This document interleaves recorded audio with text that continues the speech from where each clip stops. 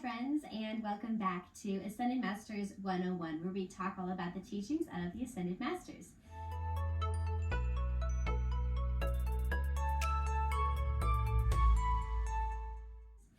So we've been talking in this playlist about the strategies of light and darkness, which are essentially the tricks that your lower or your unreal self uses to trip you up along the spiritual path, as well as the strategies of light that you can use to counteract them. If you missed them, these two videos have the foundation that might be helpful as an orientation, and I'll post those links below. Otherwise, let's get started. So, strategy of darkness number 3 is the last of the first 3 strategies that kind of come in a bundle. They are very similar to one another, but just slightly different. So, strategy of 1 was where our lower self tries to separate us and God. And strategy 2 was trying to separate us from hierarchy, which is our huge support system in heaven. And strategy 3 is isolation and aloneness. And they all go hand in hand, and they play subtly together to try to make you feel utterly alone and dejected and disconnected. So strategy 3 is super straightforward. The idea is to make you feel like you are isolated and alone and like no one has ever gone through what you are suffering. This is a tactic to take us away from the other links in the chain of hierarchy. And the other links are our friends, our support systems, the angels and ascended masters, our whole network that on our good days we remember is there. And this making us feel alone and disconnected can be easy for the dark forces to pull off, especially when we don't know what others on the spiritual path have gone through and what they are going through. That they too had to fight off the demons of the night that whispered in their ear that they're alone and forgotten, that they're not important, that nobody's thinking about them. And when we don't know that this trick is as old as time and has been played on countless others on the spiritual path, then we become vulnerable to being manipulated in this same way because we feel like it's just us and we're all alone. It's like you're in a huge room filled with all your friends, but everyone's lower self has put like a blindfold over their eyes and is whispering in their ear that they're all alone and that nobody cares about them. They're the only ones in this banquet hall. But you're all there, right? You're all there and you are one, but your lower self is trying to get you to forget that and not realize that. So there are many other plots of the dark forces that lead into this negative spiral. On page 23 of the book, Strategies of Light and Darkness, it talks about how the demons of suicide usually work to make the one who is suicidal feel alone and vulnerable. They try to amplify that feeling and intensify it in your being so that it feels more and more real. So they try to make you feel lonely and disconnected, unsupported and forgotten, etc. So I live out in the country, and a couple weeks ago I was on the phone with my sibling and I was like, yeah, I've been feeling pretty isolated today. And my sibling was like, yeah, me too. And suddenly we were like, wait, this is one of the strategies. This isn't real. Psh, we're not going to fall for this. The devil hates to be mocked, right? And I feel like as soon as you identify it and you recognize it as a strategy that's being played on you, and you decide to just burst the paper dragon, to essentially step out of the matrix of unreality, then most of the time that is enough to just shatter the illusion. Identifying it and seeing it for the unreality that it is half the battle. But I do have to say that sometimes that's not enough. I mean, we all have a few strategies that we're particularly vulnerable to, whether it's because of our psychology or our upbringing or our past lives.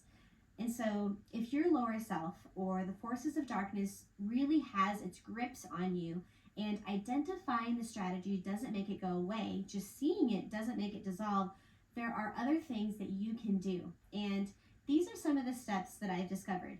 So Step 1 is to get familiar. Get familiar with the strategies of darkness and light so you're educated. You know what the strategies are. You can identify the trick. I used to have the cards for all 33 strategies of darkness taped together like a long poster. And then I had the strategies of light taped together on like right next to it. So they're hanging next to each other on the wall. And I hung both of them in my room so I could have these strategies just really fresh in my mind so I couldn't be duped so easily. And when I started to feel out of sorts, I could be like, wait, this is the strategy of isolation and aloneness, or discombobulation, or the pressure to just give up, or whatever the strategy might be. And I could nip it in the bud and snap out of it before it had a chance to grow and fester in my mind and in my emotions. So that was one thing that really helped me. Step 2 is to watch yourself, that I have found helpful. So watch yourself to see when you get out of sorts. And when it happens, when your mind or your emotions start to churn, see if you can identify which strategy might be at work. And it might be a combination of strategies. So once you've come up with a list of strategies that seem to get you every time, now you're armed, you're onto them, and you know where the chinks in your armor are, and that's a good thing because your lower self definitely knows where your chinks are and has been hitting you there over and over and over again. And when you know too, you can start protecting yourself. So a third thing that I found helpful is to arm yourself with the counter strategy of light. So you read the light side of the strategy card to figure out what to do when the strategy of darkness comes knocking. And this can be as simple as, for example, whenever I start to feel lonely, I'm going to call a friend. Or I'm going to get out of the house because I know that helps me to reset and to recenter. Or, whatever you know works for you to kind of snap out of that strategy of isolation and aloneness. So another great spiritual tool is to use positive affirmations. And I like to use positive affirmations that begin with the words I am, because the Ascended Masters teach that when we say I am, we are saying God in me is. So we're affirming our reality as sons and daughters of God. And you can write your affirmations, and when the strategy of, say, loneliness comes knocking, you can grab your list and say, I am one with God. I am one with my I am presence and my holy Christ self. I am one with all of life. I am loved deeply, and I am cherished by my gurus, by the Ascended Masters who sponsor my soul, and I am deeply valued and needed by those who follow in my footsteps. I am connected to my spiritual lineage. So these are called fiats, and they are very effective. You can make fiats that counteract any strategy that you're vulnerable to, that you need to help you to snap out of it. So you can keep your list handy, and it can really, really help you guys.